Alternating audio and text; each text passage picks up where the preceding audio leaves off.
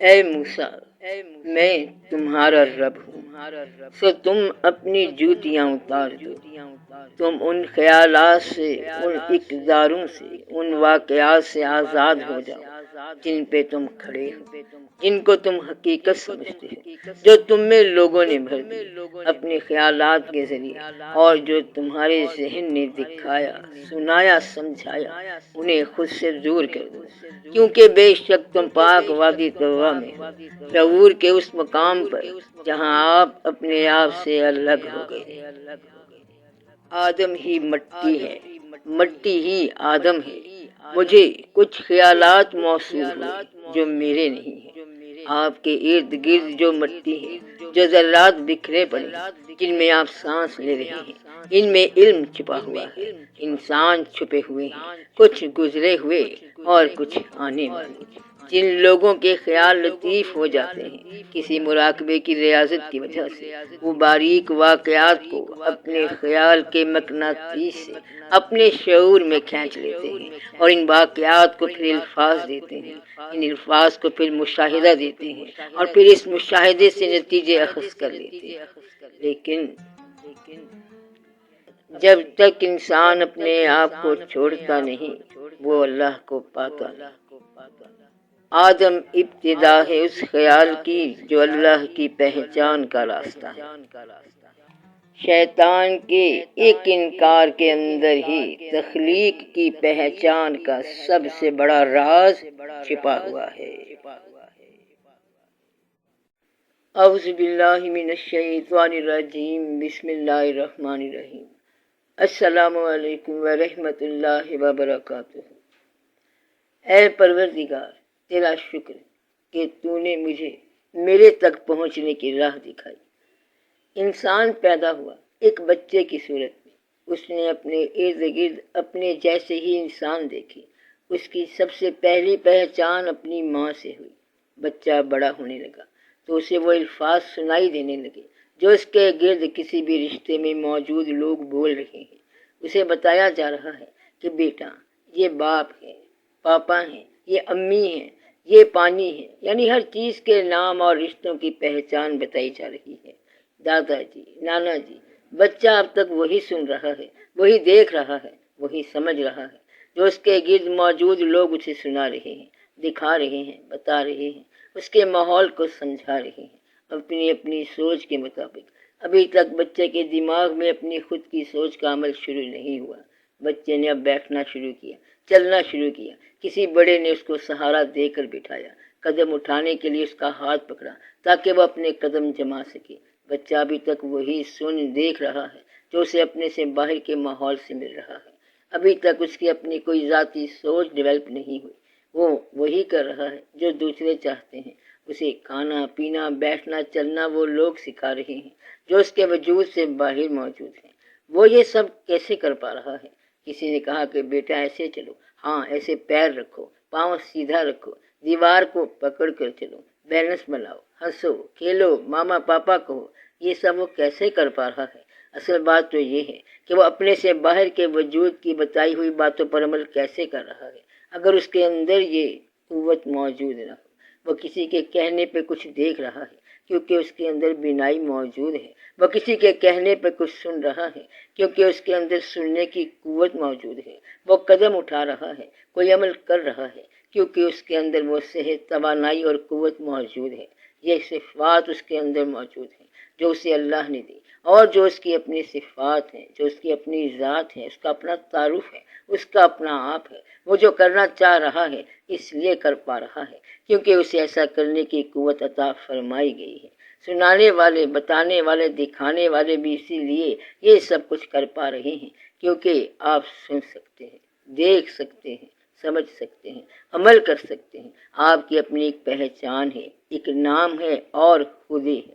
دلچسپ بات یہ ہے کہ ہر مخلوق کی اپنی ایک دنیا ہے۔ وہ اپنی دنیا کے مطابق ہی، اپنی تخلیق کے مطابق ہی، اپنے وجود اور اس کی ضرورتوں کے مطابق ہی اس دنیا کو دیکھ رہا ہے، سن رہا ہے، سمجھ رہا ہے، جو کہ اصل اللہ کی دنیا ہے۔ لیکن سمجھ اسے اپنے ذہن کی دنیا کے مطابق ہے۔ انسان اپنی دنیا کو انسان کے حساب سے دیکھ رہا ہے، ایک مچھلی اپنی دنیا کو دریا کے حساب سے دیکھ رہی ہے، ایک پرندہ اپنی دنیا کو پرواز کے حساب سے دیکھ رہا ہے۔ اللہ کریم نے، اللہ پاک نے اتنی وسیع کائنات بنائی، اتنی ہزاروں لاکھوں دنیایں بنائی کہ اس کی گنتی کرنا انسان کے بس کی بات نہیں ہے۔ اللہ کی دنیا ایک ہی ہے، لیکن اس دنیا میں لاکھوں کروڑوں قسم کی مخلوقات موجود ہیں جن کی اپنی اپنی دنیا ہے۔ ان کے تخیل اور مشاہدے کے مطابق انسان سوچتا ہے کہ اللہ میرے جیسا ہے، وہ میری طرح سوچتا ہوگا، اس کے ہاتھ ہیں، پیر ہے، کوئی وجود ہے، اور جو مجھے سمجھ آ رہا ہے میرے مطابق ہی ہے۔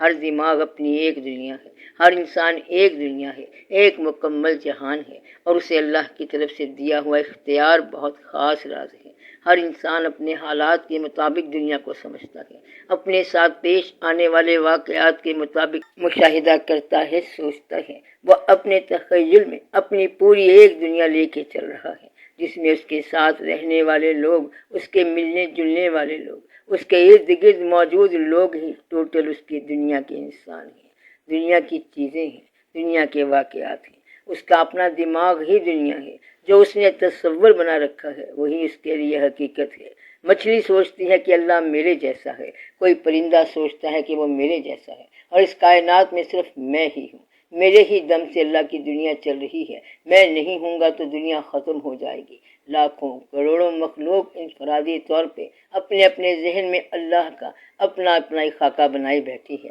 سب کو ہی لگتا ہے کہ وہ میرے جیسا ہے، میرا اللہ ہے، وہ میری طرح ہی سوچتا ہے۔ ایک چیونٹی بھی یہی سوچتی ہے کہ اس کی اہمیت ہی سب سے زیادہ ہے، اس کی وجہ سے ہی دنیا چل رہی ہے، جبکہ حقیقت یہ ہے کہ اس کی دنیا تب تک ہی چل رہی ہے جب تک اس کی سانس چل رہی ہے۔ وہ ختم تو اس کی دنیا ختم، اور اللہ کی دنیا تو قائم و دائم ہے، کیونکہ وہ ایک ہے، کوئی اس جیسا نہیں، وہ کسی کے جیسا نہیں۔ اس کی کائنات میں اتنی ہی دنیایں ہیں جتنی اس کی مخلوق ہے، یعنی لاکھوں کروڑوں دنیایں۔ تو میں ایک چھپا ہوا خزانہ تھا، میں نے چاہا کہ میں پہچانا چاہوں تو میں نے تخلیق کر دیا آدم کو۔ آدم مٹی ہے، مٹی ہی آدم ہے، اور خزانہ چھپا ہوا ہے مٹی میں، تو مٹی کو چنا گیا اظہار کے لیے، اور سکھا دیے تمام اسماء، تمام صفات کے علم کا اظہار، یعنی پیدا کر دی تمام صفات کی خوبیاں مٹی میں، اور مٹی ہی آدم ہے۔ آدم میں عالم صغیر بھی ہے، اور مٹی میں ہی عالم کبیر بھی ہے۔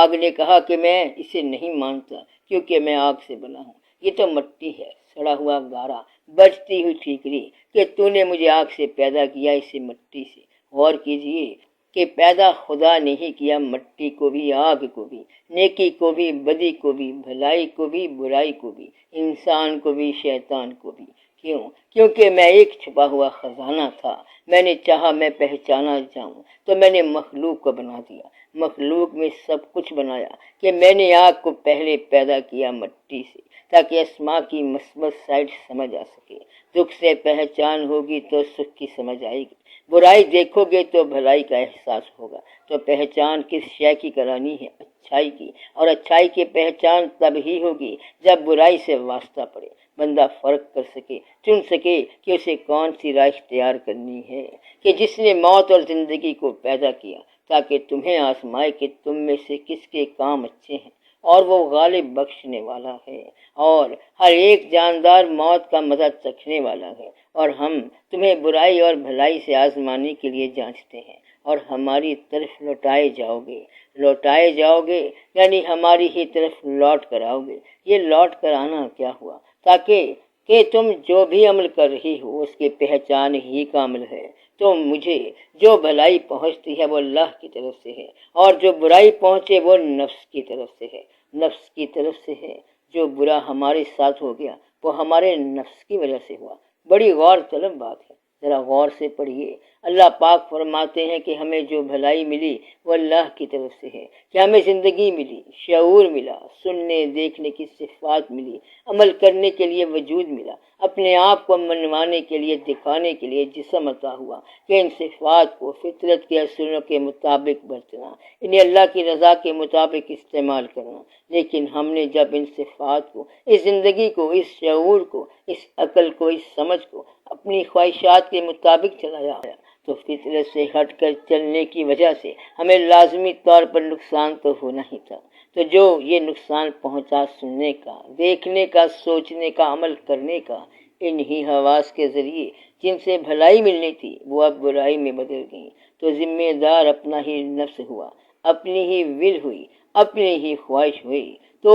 انہیں ان کے رب نے پکارا، کیا میں نے تمہیں اس درخت سے منع نہیں کیا تھا اور تمہیں کہنا دیا تھا کہ شیطان تمہارا کھلا دشمن ہے؟ انسان کیا ہے جو فطرت کے اصولوں پر چلے، شیطان کیا ہے جو فطرت کے اصولوں کے خلاف چلے؟ تو آدم مٹی ہے اور مٹی ہی آدم ہے۔ دنیا میں جتنے انسان گزر چکے اور جتنے انسان آنے والے ہیں وہ سب اسی مٹی میں موجود ہیں، ابھی چھپے ہوئے ہیں، خزانے ہیں جو اپنے مقررہ وقت پہ دنیا میں ظاہر ہوں گے اور اللہ کی مزید صفات کو آشکار کرتے جائیں گے، جسے ہم جدید ٹیکنالوجی کہتے ہیں، جسے کوئی نئی ایجاد کہتے ہیں۔ یہ خیالات کی وہ فریکوینسیز ہیں جو ہمارے ایک خیال، ایک دنیا، ایک جہان کے گرد بکھری پڑی ہیں، مختلف خیالات کی شکل میں۔ ان میں گزرے ہوئے لوگوں کے خیال بھی ہیں، حال کے موجود لوگوں کے خیالات بھی ہیں، اور آنے والے مستقبل کے لوگوں کے خیالات کی لہریں بھی موجود ہیں، اور یہ مٹی کے ذرات میں شامل ہیں۔ وہ مٹی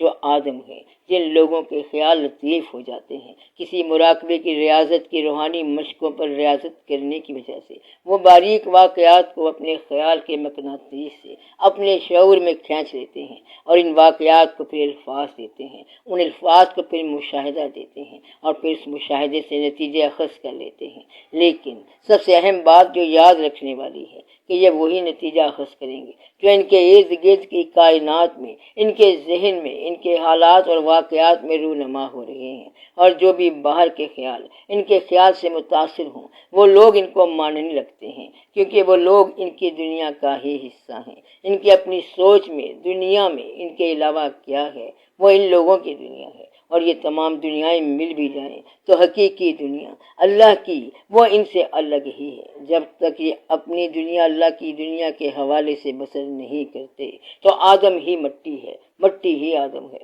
مجھے کچھ خیالات موصول ہوئے جو میرے نہیں ہیں، آپ کے ارد گرد جو مٹی ہے، جو ذرات بکھرے پڑے ہیں، جن میں آپ سانس لے رہے ہیں، ان میں علم چھپا ہوا ہے، انسان چھپے ہوئے ہیں، کچھ گزرے ہوئے، کچھ آنے والے۔ بچپن میں بڑے بزرگوں سے سنتے تھے کہ بچوں کو کہا جاتا تھا کہ جب تیز آندھی آئے تو گھر کے اندر رہو، کیونکہ ان میں جن ہوتے ہیں، بلائیں ہوتی ہیں۔ ہم نے ہنس پڑنا، یہ کیسی باتیں کرتے ہیں، یہ مٹی کے اڑتے ذرات میں جن بھوت بلائیں، یہ کیسے ہو سکتا ہے؟ لیکن اب سمجھ آئی کہ جنات بدی کے خیالات تو ان انسانوں کی مٹی کے ذرات جو کبھی دنیا میں تھی یا کچھ صدیوں میں دنیا میں آنے والے ہیں، ان خیالات کی فریکوینسی کہیں ہمارے موجود دماغ سے مل نہ جائے، کوئی نیا خیال پیدا نہ ہو جائے۔ تو مجھے کچھ خیال موصول ہوئے جو میرے نہیں ہیں۔ اپنے ارد گرد غور سے دیکھو، اس فضا میں، اس مٹی کے ذرات کی شکل میں جس میں ہوا میں آپ سانس لے رہے ہیں، یہ انسانوں سے بھری پڑی ہے۔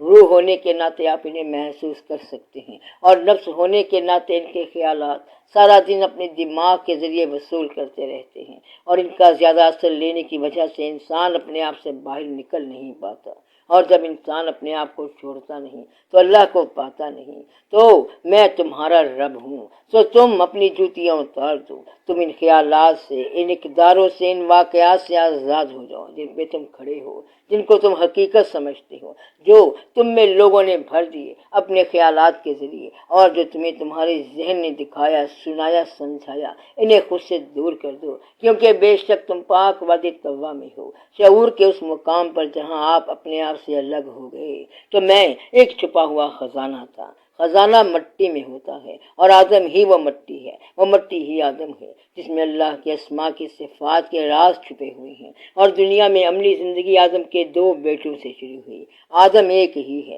جو ایک نفس سے پیدا ہوا۔ اے لوگو، اپنے رب سے ڈرو، میں نے تمہیں ایک جان سے پیدا کیا اور اسی جان سے اس کا جوڑا بنایا، یعنی ایک جان سے جو غیب میں ہے، چھپی ہوئی ہے، نظر نہیں آتی، اس کو ظاہر کرنے کے لیے اس کا جسمانی نفس بنایا، اور ان دونوں سے بہت سے مرد اور عورتیں پھیلائیں۔ دنیا میں عملی زندگی، خیر و شر کی زندگی، اچھائی برائی کی زندگی، عمل کی صورت میں آدم کے دو بیٹوں سے شروع ہوئی کہ جب تیرے رب نے بنی آدم کی پشتوں سے ان کی اولاد کو نکالا آدم ابتدا ہے اس خیال کی جو اللہ کی پہچان کا راستہ ہے، جو بھلائی میں بھی ہے اور برائی میں بھی، جو اللہ کی طرف سے بھی ہے اور تمہارے نفس کی طرف سے بھی۔ اللہ کی طرف سے بھلائی یہ کہ اے آدم، تو اور تیرا جوڑا روح اور نفس جنت میں رہو، سکون میں رہو، سلامتی میں رہو، عافیت میں رہو، پھر جہاں سے چاہو کھاؤ، جو چاہو کانوں سے سنو، جو چاہو آنکھوں سے دیکھو، جو سمجھو من سے شعور سے سمجھو،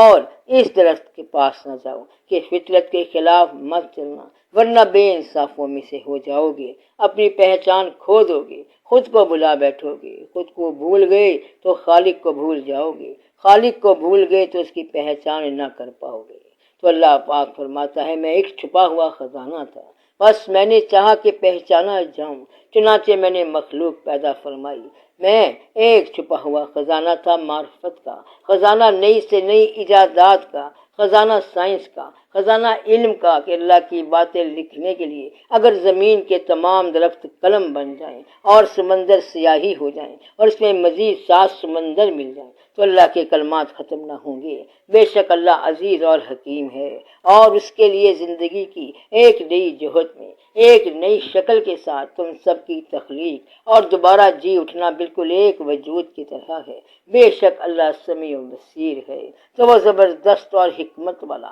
اور سننے والا اور دیکھنے والا کہتا ہے کہ میں ایک چھپا ہوا خزانہ تھا، بس میں نے چاہا کہ پہچانا جاؤں، چنانچہ میں نے مخلوق پیدا فرمائی۔ اس رحمان نے قرآن کا علم سکھایا، انسان کو پیدا کیا اور اسے اس علم کو بیان کرنے کی صفت دی تاکہ اس کی پہچان ہو سکے۔ تو انسان کیسے پہچان کروا سکتا ہے اس علم والے کی؟ تو اس مقام پر ایک بڑی ہی اور طلب بات ہے کہ ہم نے ابھی سورہ رحمان کی پہلی 4 آیات کا ترجمہ پڑھا کہ سب سے زیادہ رحم فرمانے والے نے قرآن کا علم سکھایا، علم سکھانے کے بعد انسان کو پیدا کیا اور پھر انسان کو بیان کرنے کی، یعنی اس قرآن کے علم کو عمل میں لانے کی قوت عطا فرمائی۔ تو انسان کو پیدا کرنے سے پہلے قرآن کس کو سکھایا؟ قرآن کیا ہے؟ قرآن اللہ کریم کی پہچان کے اظہار کا ایک مکمل جامع زندگی کا نظام ہے، اور اس زندگی کو قائم رکھنے کے لیے اللہ وہ ہے جس نے آسمانوں کو ستونوں کے بغیر بلند کیا جنہیں تم دیکھ رہے ہو، پھر عرش پر قائم ہوا اور سورج اور چاند کو کام پر لگا دیا، ہر ایک اپنے وقت معین پر چل رہا ہے، وہ ہر ایک کام کا انتظام کرتا ہے، نشانیاں کھول کر بتاتا ہے تاکہ تم اپنے رب سے ملنے کا یقین کر لو، جس نے تمہارے لیے زمین کو بچھونا اور آسمان کو چھت بنایا اور آسمان سے پانی اتارا، پھر اسے تمہارے کھانے کے لیے پھل نکالے۔ تو اپنی پہچان کے اظہار کے لیے ایک مکمل پلیٹ فارم تیار کیا،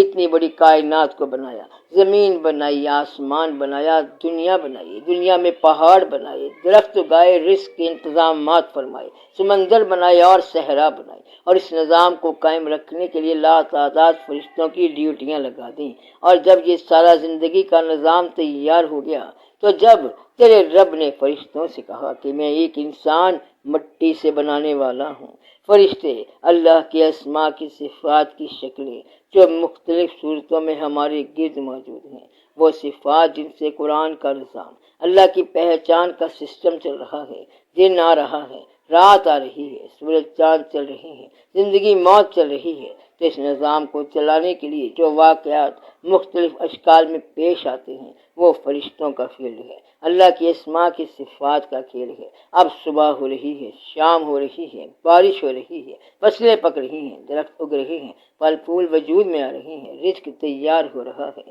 کہ جس نے تمہارے لیے زمین کو بچھونا بنایا اور تمہارے لیے اس میں راستہ بنائے اور آسمان سے پانی نازل کیا، پھر ہم نے اس میں طرح طرح کی مختلف سبزیاں نکالیں، اس قرآنی نظام کو قائم رکھے ہوئے ہیں اپنے ناموں کی صفات کے ساتھ، فرشتوں کو اس نظام کے مختلف افعال کی ڈیوٹی دے کر، یعنی قرآن کا علم سکھایا، فرشتوں کو سارے نظام کو چلانے کی ٹریننگ دے کر، پھر جب تیرے رب نے فرشتوں سے کہا کہ میں ایک انسان مٹی سے بنانے والا ہوں، فرشتوں نے کہا کیا تو زمین میں ایسے شخص کو نائب بنانا چاہتا ہے جو فساد پھیلائے اور خون بہائے، جسے اس نظام کو چلانے کا پتہ ہی نہیں، جبکہ ہم تیری حمد کے ساتھ تسبیح کرتے ہیں، جس طرح تو اپنے نظام کو اپنے اسماء کی صفات کے ساتھ ظاہر کرنا چاہتا ہے وہ تو ہم کر ہی رہے ہیں، اور تیری پاکی بیان کرتے ہیں، تیری عبادت کر رہے ہیں، یعنی تیرے نظام کو مسلسل آگے بڑھا رہے ہیں، تو کسی ایسی انجان ذات کو جو اس نظام میں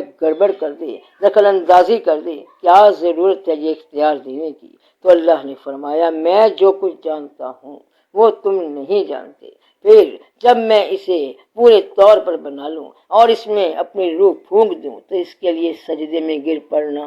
یعنی میں نے اپنی روح سے انسان میں پھونک ماری ہے کا مطلب کہ میں نے انسانوں کو اپنی ذات کے اسماء اور صفات کے ساتھ پیدا کیا ہے، جو خدائی طاقت کے دائرہ جبروت کی طرف اشارہ کرتا ہے۔ تو رحمان نے قرآن کا علم سکھایا، انسان کو پیدا کیا اور اسے اس علم کو بیان کرنے کی صفت دی کہ میں ایک چھپا ہوا خزانہ تھا، میں نے چاہا کہ میں پہچانا جاؤں تو اس پہچان کے ظہور کے لیے انسان کو چن لیا۔ اب چونکہ انسان میں اللہ کے اسماء کی صفات موجود ہیں تو انسان میں یہ بھی چاہ موجود ہے کہ وہ اپنی کوئی پہچان بیان کرے جس سے اس کی خوبیوں کا اظہار ہو، اور اس اظہار کے لیے آدم کو بھی ایک وجود چاہیے جو اس کے اندر موجود خزانے کو، اس کی ذاتی صلاحیتوں کو نمایاں کر سکے، اور وہ وجود ہے شجرہ ممنوعہ جو انسان کو اللہ سے الگ کر کے ثابت کرتا ہے کہ اس کی اپنی کوئی حیثیت ہے، کہ وہ خود اپنا مالک ہے، وہ جو چاہے کر سکتا ہے، اور کہتا ہے کہ تمہیں تمہارے رب نے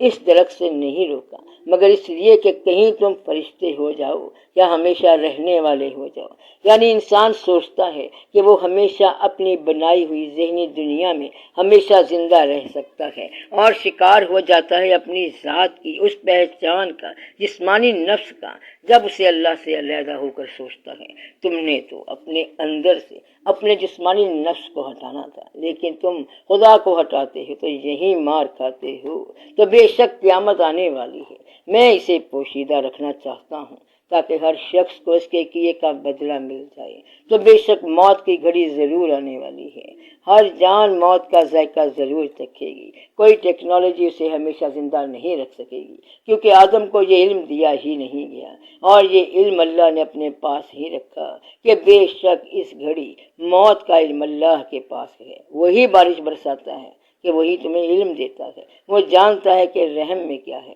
کہ یہ بندہ کیا کرے گا، کہاں تک جا سکتا ہے۔ کوئی نہیں جانتا کہ مستقبل میں کیا ہونے والا ہے، اور کوئی نہیں جانتا کہ وہ کہاں مرے گا۔ بے شک اللہ ہی علیم ہے، خبیر ہے۔ تو موت کی گھڑی ضرور آنے والی ہے، لیکن میں اس کے وقت کو پوشیدہ رکھوں گا تاکہ ہر کوئی اپنے اعمال کا نتیجہ دیکھے اور اس کا تجربہ کرے کہ موت کے وقت کا، جگہ کا، تاریخ کا علم انسان کو ہو جائے تو وہ جینا ہی چھوڑ دے اور اللہ کی پہچان کا عمل رک جائے، انسان میں آگے بڑھنے کی کوئی تحریک ہی نہ رہے۔ تو اس حقیقت کو تسلیم کر لینے میں ہی بھلائی ہے کہ ہم تو اتنا ہی جانتے ہیں جتنا تو نے ہمیں سکھایا ہے، اور پھر ان کے پاس نہ کہ پھر ان کے پاس، ان کے آگے، ان کے پیچھے، ان کے دائیں اور ان کے بائیں سے آؤں گا، یعنی میں ہر طرح سے دماغ لڑانے کی کوشش کرتا ہی رہوں گا، کوئی نہ کوئی راستہ نکالنے کی کوشش کرتا ہی رہوں گا، کوئی نہ کوئی نئی ایجاد کرتا ہی جاؤں گا۔ لیکن یہ نادان یہ نہیں جانتا کہ وہ کچھ بھی نیا علم، نئی ایجاد اپنی ذات سے اخذ نہیں کر رہا، بلکہ وہ اسی دائرے میں رہ کے عمل کرنے کا پابند ہے جو اللہ نے علم کے دائرے کی حد اس کے گرد قائم کر رکھی ہے۔ اور شیطان کے اس انکار کے اندر ہی تخلیق کی پہچان کا سب سے بڑا راز چھپا ہوا ہے، اور شیطان کو ہی مہلت ہے قیامت کے دن تک زندہ رہنے کی، تو اس کی موت ہی قیامت کے دن ہے، کیونکہ جب ہر بات کھل کر سامنے ہی آ جانی ہے، کوئی نئی بات رہ نہیں جانی، تو پھر انسان کے اندر موجود کسی بات کو جاننے کی، پہچان کرنے کی تحریک ہی نہیں رہنی۔ تو شیطان کا دماغ کا کام ختم ہونا واجب ہے۔ غور کیجیے کہ اللہ پاک قرآن میں ایک بہت بڑی حقیقت کا راز بتا رہے ہیں کہ اے بنی اسرائیل، میری ان نعمتوں کو یاد کرو جو میں نے تمہیں دی، اور میں نے تمہیں جہان پر فضیلت دی۔ اے بنی اسرائیل، میرے احسان کو یاد کرو جو میں نے تم پر کی، اور بے شک میں نے تمہیں سارے جہان پر بزرگی دی تھی۔ ذرا سوچئے کہ آخر بنی اسرائیل کو ہی تمام جہان والوں میں سے کیوں چنا گیا، انہیں ہی فضیلت کیوں دی گئی؟ اس کا ایک عام سا سادہ سا جواب یہ دیا جاتا ہے کہ ان میں نبیوں اور رسولوں کی بہت بڑی تعداد اتری، ان میں 1400 سال تک نبوت کا سلسلہ نہیں تھما۔ شروعات میں بھی 2 رسول تھے، ایک حضرت موسیٰ علیہ السلام اور حضرت ہارون علیہ السلام، اور آخر میں حضرت عیسیٰ علیہ السلام اور حضرت یحییٰ علیہ السلام، اور ان کے درمیان ہزاروں نبی پیغمبر اس قوم کی طرف بھیجے گئے جو انہی میں سے تھے، تو ان کی فضیلت اس لیے ہوئی۔ یہ بات کا ایک پہلو ہے، اسے مان لیتے ہیں، لیکن یہ بھی ماننے والی بات ہے کہ کسی بھی قوم کی طرف نبی، رسول یا پیغمبر اس وقت بھیجے جاتے ہیں جب وہ قوم اللہ کے احکام سے روگردانی کرنے لگتی ہے۔ اس قوم کی اصلاح کے لیے پیغمبر بھیجے جاتے ہیں تاکہ وہ انہیں یاد دہانی کروائیں اللہ کے احکامات کی، ان کی اپنی حقیقت کی اور آخرت کی، حساب کتاب کے دن کی۔ تو یہ تو فضیلت کا ایک رخ ہو گیا کہ ان میں بہت سے نبی اترے جب یہ راہ سے بھٹکنے لگے، اور دوسرا پہلو ان کو تمام جہان پر بزرگی دینے کا یہ ہے کہ بے شک ہم نے ان بنی اسرائیل کو تمام جہانوں پر علم کے ساتھ منتخب کیا تھا۔ اس بنا پر تمام جہان والوں پر منتخب کیے گئے یہ لوگ تحقیق کرنے والے ہیں، ایجادات کرنے والے ہیں، جدید سے جدید ٹیکنالوجی پر ریسرچ کرنے والے ہیں، جدید سے جدید ٹیکنالوجی پہ ریسرچ کرنے والے ہیں۔ مٹی سے آدم سے جو بھی نئی سے نئی بات کا علم ہوتا ہے اسے تجربے سے گزارنے والے ہیں، نظر آنے والی، ثابت ہونے والی، مشاہدے اور تجربے میں آنے والی چیزوں کو دنیا کے علم کے ساتھ پرکھنے والے ہیں، یعنی انسان کے نفسانی وجود کو، جسمانی حقیقت کو، ظاہر ہونے والی، آشکار ہونے والی، تجربے میں آنے والی، چھو کر محسوس کرنے والی، دیکھ کر نتیجہ نکالنے والی، سن کر احساس کرنے والی، بول کر بیان کرنے والی اور سونگھ کر نتیجہ نکالنے والی جتنی بھی ظاہری عقلی حواس کے استعمال ہیں ان کو عمل میں لانے والی یہ قوم ہے۔ اور یہ اللہ کے اسماء میں چھپے صفات جو مٹی میں موجود ہیں دنیا میں آشکار زیادہ تر ان کی وجہ سے ہو رہا ہے، کیونکہ یہ علم کے ساتھ تحقیق کرتے رہتے ہیں، کسی بھی راز کو، بات کو جان لینے کے بعد عمل میں لے آتے ہیں، دنیا داری اور دنیا کو برتنا خوب جانتے ہیں۔ جہاں تک دنیا کو ان کی ایجادات سے فائدہ ہوتا ہے، مخلوق خدا کو آسانی ہوتی ہے، ان کا کام صحیح ہے۔ اللہ کے حکم کے مطابق اللہ کے دیے ہوئے علم سے یہ لوگوں کے لیے آسانیاں بنا رہی ہیں، لیکن جہاں یہ اپنی حد سے تجاوز کرتے ہیں، فطرت کے قانون کا تبدیل کرنے کی کوشش کرنے لگتے ہیں، جہاں ان کے نفس نے گائیڈ کرنا شروع کر دیتے ہیں، یہ اپنے آسمانی منصب سے ہٹا دیے جاتے ہیں، کیونکہ یہ دنیا کی زندگی تو صرف کھیل اور تماشا ہے اور اصل زندگی عالم آخرت کی ہے۔ کاش وہ سمجھتی۔